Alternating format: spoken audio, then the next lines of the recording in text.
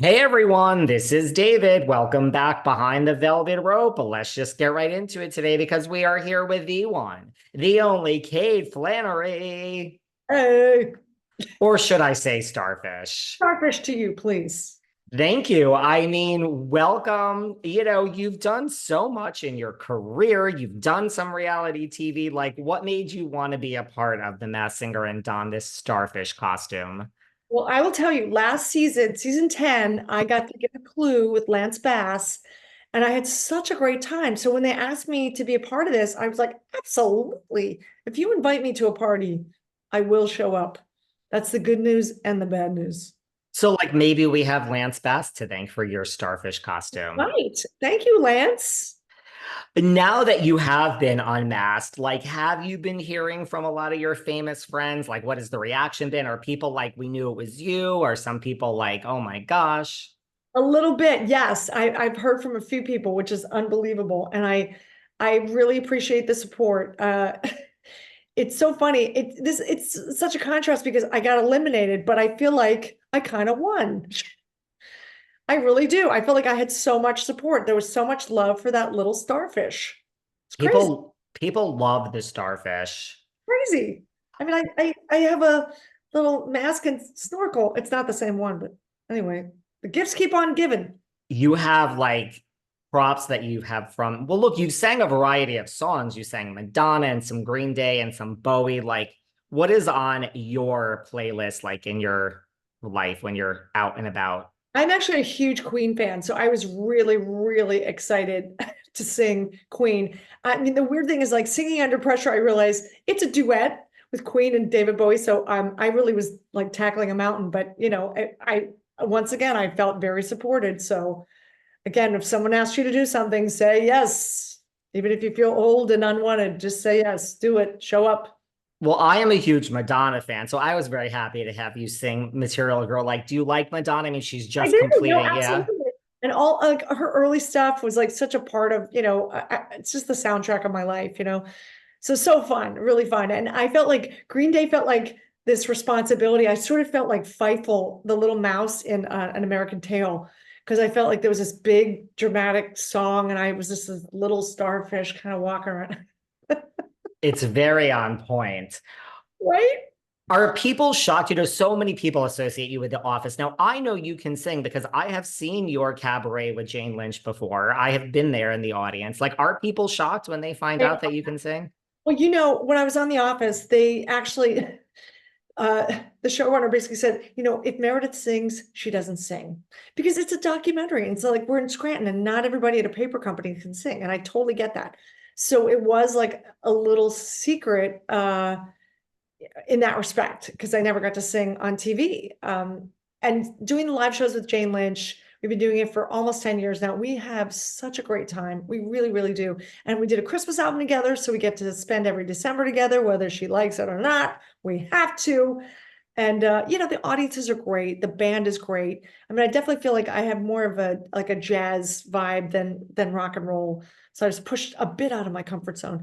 But yeah, I'm the luckiest person because I get to do I have like so many playgrounds that I get to go to all the time. And it's just, that's a good life. Maybe you could work some Madonna into your show with Jane Lynch. Maybe some Madonna Christmas. We'll throw that in there. All right, maybe a little Santa baby. Is that what you want? Is that what you want? All right. I'm I'm just putting it out there. We take requests. Okay, I'll work on it. I'll work on it. Well, listen, one of your clues was that you were streamed over 50 billion minutes in 1 year. I mean, obviously referring to The Office and this whole pandemic resurgence it had in 2020. Yes. People When could you, not come to their real office, so they came to ours. Like literally, we were told that like it was a comfort thing for people because they couldn't go to work. It's crazy. is that's what it was? Because I mean, I remember it was a big thing. Like it really was like people were just used to going to work every day. And this was wow. And also, laughing makes you feel more comfortable than watching some apocalyptic movie that might make things feel worse. Seriously. When you think back to The Office, like, do you have like just, I mean, I know this might be like asking someone to choose amongst their children, but like, do you have just like a overarching one or two memories that just sticks out as like a highlight for I you? mean, I tell you, it is so hard to pick one or two because every day was I mean, every episode was so fun. There was nothing that was just like we got to just get through this. I mean, I basically got paid not to laugh. That was like the most important part of my job. Don't laugh because you're going to mess up a take. Are It's you, just such a great cast, such great writers, great directors, great producers. Like we just, it'll, anything I do, like, that will always be the pinnacle, I'm sure.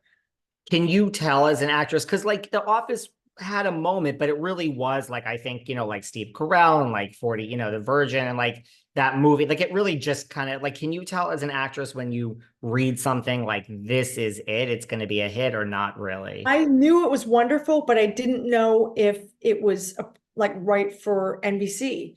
This was right after Friends ended. Joey was a spinoff, and Joey like basically, tanked. So we had a chance to do these 6 episodes, and luckily we got a season 2, and then 40-Year-Old Virgin came out, and like, NBC Universal, they're like, oh, we got that guy. So we were definitely riding on the coattails of Steve Carell in the best way, but it's an ensemble show. So even though like Steve was definitely at the helm for sure. But it was the greatest 9 years of my life. It was a great show. Are you shocked that like, I love it. Like the fandom for this show still, like what do you think it is that there's still such a demand for this material? I think that our show treats the audience like they're smart. And I think that's why a lot of kids like it too. And also, I think the office desk boss thing is like, it's like being in a classroom where the boss is kind of like the teacher and you're a desk next to Dwight, even though you didn't pick it.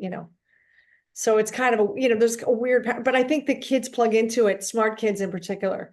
And it's just like people just leave it on. It's their comfort show. And I think comedies, it's fraught with problems right now. There's a lot of, there's a lot of magnifying glass on offending people or not. I just feel like our show always had the right message though. So even though Michael Scott was, was sometimes offended someone, no one was no one agreed with him. No one agreed with him. And he usually did it in front of everyone else. It's just, I don't know. I just think it was a really smart show. And I hope comedy gets brave again.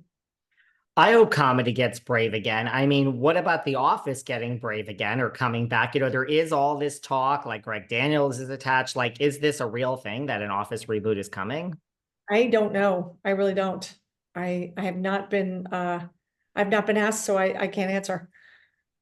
Would you do it though? I mean, there's so many people that have spoken out, like, like Rainn Wilson and like Jenna said she would do it and Mindy I would totally Kaling. do it, but I might be replaced by Emma Stone. I don't know. I don't know what they're thinking. I have no idea. Good luck, Emma Em. Emma Stone is the new Meredith Palmer. I don't know about this. I'm for it, but I'm for the original as well. Thank you. Yeah. You were guest, speaking of comedy, you were guest by these judges of, Maya Rudolph, Amy Poehler, Tina Fey. They were so, I mean, other than Ken Jeong, like, were you shocked that no one got it other than Ken? Well, I mean, I don't know. You can't really see who I am. So, and if you've never heard me sing, I don't know. But I thought, boy, I'm in good company if you're picking Amy Poehler, Tina Fey, and Catherine O'Hara and Maya Rudolph. I mean, like, thank you. Oh my gosh, that is high praise. They felt the comedic genius in you, Kate. Well, it was fun to be a starfish, I will tell you. And I kept thinking, why am I a starfish? Why did they pick starfish? And I'm thinking, well, I'm kind of a star and I drink like a fish. I don't know.